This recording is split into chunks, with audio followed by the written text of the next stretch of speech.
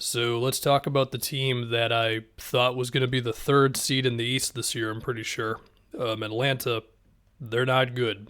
Now, sure, they've been pretty beat up with health and safety to the point where over their last 10 games, they've played 21 different players, and their lineup data is basically useless because they've barely had consistent lineups. But I still think there's other things here. Their defense is very bad, and it's kind of a different thing every game. I mean, against the Clippers, I felt like it was a lot of them just gambling too much off of three-point shooters for the sake of bringing an extra defender inside. Against the Lakers, Avery Bradley kind of killed Trae Young in a lot of screen actions. He even ISO'd on him one time. The Lakers also had a bunch of creative screens where it'd be like Stanley Johnson screening Trae Young or someone who isn't really guarding their guy on the three-point line for the sake of bringing in more attention to the middle of the floor, and then that guy gets an open look. Against the Blazers, Anthony Simons was just cooking Trae Young around screens. Against the Bulls, it just felt like a bunch of miscommunications, like bringing two to the ball and then the rotation on the backside is way late or barely there at all. I also think in general, there's just a lack of resistance for teams on the perimeter against these guys. Now, DeAndre Hunter will be back in a little bit. That could help. I don't think it's a guarantee it's going to fix everything. I mean, we've had quotes from John Collins saying we need to care more. Gallinari had a quote about it seems like roles are not as defined or the hierarchy is not as clear as it was last season.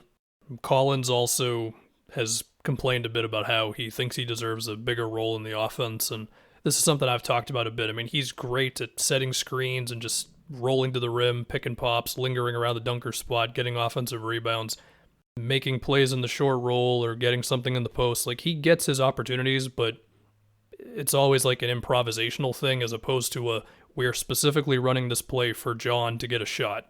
Now, with that said, whenever Trae is in the game, this offense is still great. Sure, they could use more creation, and I think they could use a more diverse offense at times, but it's nowhere near as alarming as the defense. I mean, they're second in offensive rating right now. Even if against the Clippers, they missed a crap ton of shots, although a lot of that was Trae missing his normal pull-up jumpers and shots that you typically feel pretty good about.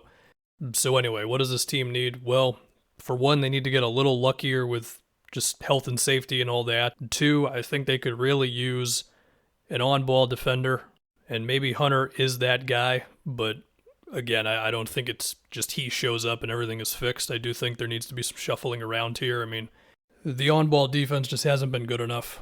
Cam has not been his best this year defensively. Herter, Bogdan, obviously Trae's not going to be that guy. Like, there just hasn't been the one reliable on-ball defender who can just overwhelm opposing guards and fight around screens more and just set the tone defensively, you know? I mean, Clint Capella can't do everything. As far as a trade, I mean, Gallo and Cam Reddish have been talked about a lot over the last week or two, and yeah, I think those are your obvious candidates, especially Gallinari, given the way his contract is set up. Now, according to a thing from a couple days ago that came out, several executives around the league believe that Atlanta could be a Jeremy Grant team, and they do need defense, although I think Grant with Collins and Capella could be a little awkward offensively. The other thing is, who are you giving up? I mean, if the Pistons are going to want young dudes, the guy they're looking at is probably Okongwu, and I get it. It's a little awkward with Capella being above Okongwu, but for Jeremy Grant, if you're going to give up on Okongwu, I don't think that's the move.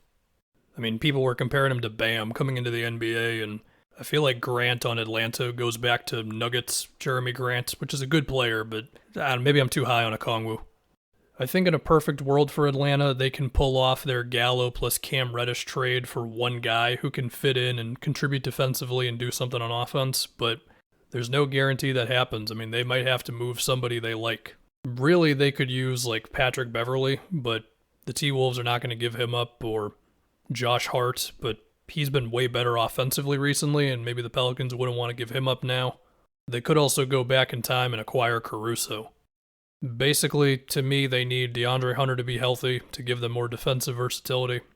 And also they need one other guy who can establish a bit more of a culture. I mean, I've seen people bring up Marcus Smart for this team, and sure, the Celtics need shooting, and there are some Celtics fans who will say that Marcus Smart is terrible.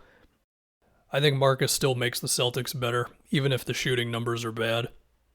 But yeah, Atlanta could use that type of guy. And I do think it's interesting looking at this team and projecting how this front office is going to operate over the next few years, because they could go the Daryl Morey route, which is basically once you get the guy, in their case it's Trey, you don't care about draft picks as much. As of right now, they have all their picks moving forward. And I mean, they could look to get a little more aggressive, but again, it always comes back to who's available.